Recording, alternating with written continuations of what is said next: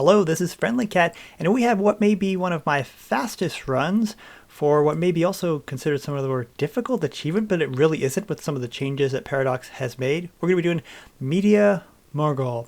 Don't worry, not too bad at all. We'll get you right through it. We'll start off with Great Depression price controls as we head down to our Civil War, on to Look to the Past, and that's not too bad. And we also want to make sure we're exercising our Army XP. We'd like to get up to 5 Army XP, so the quickest way to do that is just to put everyone on exercise, and eventually you'll get to 5. Question of a down, I don't think it matters. I'm going to say hand it over, but for this run it really doesn't matter at all. I don't think anyway. And then on to, we're going to get some of these events. I'd choose the top one for this run. We choose the top one for Mughal.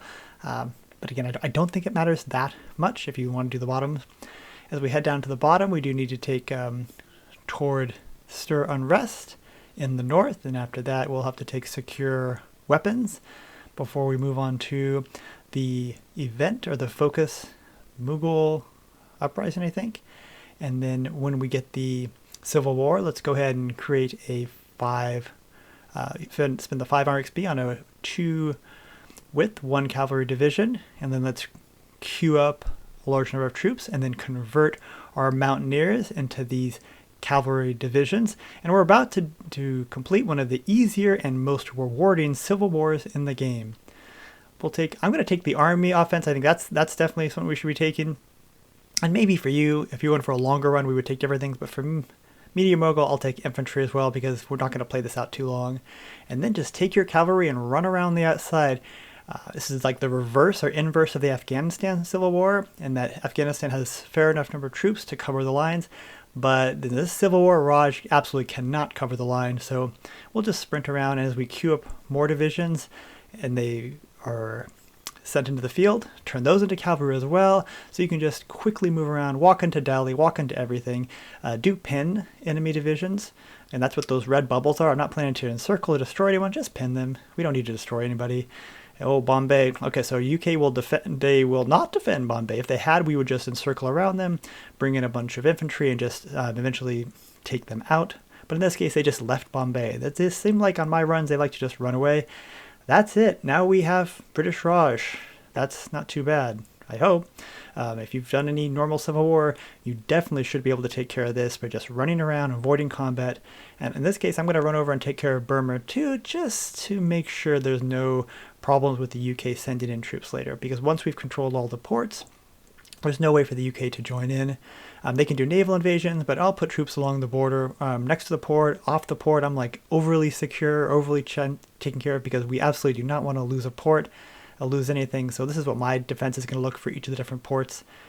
And then eventually that looming ceasefire timer, which is now on 12 days, will eventually run out. So this is why we can't really proceed or end the Civil War until the ceasefire has completed. And then once it has, we get this event. We get to core everything. You think I'm joking. This must be a joke, but nope. The way it works for several patches now is that if you completely own all or control all of India during the White Peace, British Raj is gone, and we can now move on to Peacock Prince, which is the next focus, and then we'll get the bypass on the Roll of Princes because we have all. So in some of the guides you may have seen, there's a civil war after this. We have to fight the UK. We don't need to because we did so well in our civil war. And then we'll do at least one more, unite the subcontinent. We need to do this to form the Mughal Empire, which is one of the requirements for this achievement. Then let's go ahead and take a psychological warfare, and we'll take a few more branch upgrades for our intelligence agency, but we do need to take psychological warfare because that's also a requirement. When Germany goes to war with Poland, just before they start the war, let's guarantee as soon as they hit that 40% world tension, in other words, Germany has demanded Danzig, but they haven't declared war yet. There's a really short window that we can guarantee, and then we're going to join the war on the behalf of Poland, which then lets us join the Allies, and because we've generated nearly no world tension at this point, if none, we will be able to stay in the Allies after we join them. After that, let's take over the Spy Master. We do need to be a Spy Master for this achievement, but in any case, to get 8 spy operatives, I think we need to be a Spy Master anyway, because that's one of the requirements. Then we're going to now keep British generals, and then down to learn from the Secret Intelligence Service.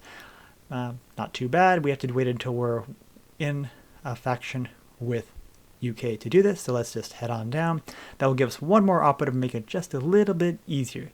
And we're not fighting, we're not going to war with anyone, we're just speed 5ing through this thing. That's why it's one of the fastest runs, and eventually enough countries will be attacked by the Axis that we will get our 8th operative. Very, very fast. I think in actual real life time, this is like a couple hours, maybe tops, just speed 5ing your way through it. One of the easier runs with one of the most powerful miners. We have psychological warfare, we've got the 8 operatives, and we have completed the Unite the Subcontinent before Expand the Silk Road. In this case, we didn't do the Expand the Silk Road, so we're all taken care of. Well, I hope this makes your Media Mughal run that much easier. It was a breeze for me and not too bad. All right, if you have any questions or comments, please feel free to leave below. Otherwise, I hope you have a great day. Thank you very much for watching.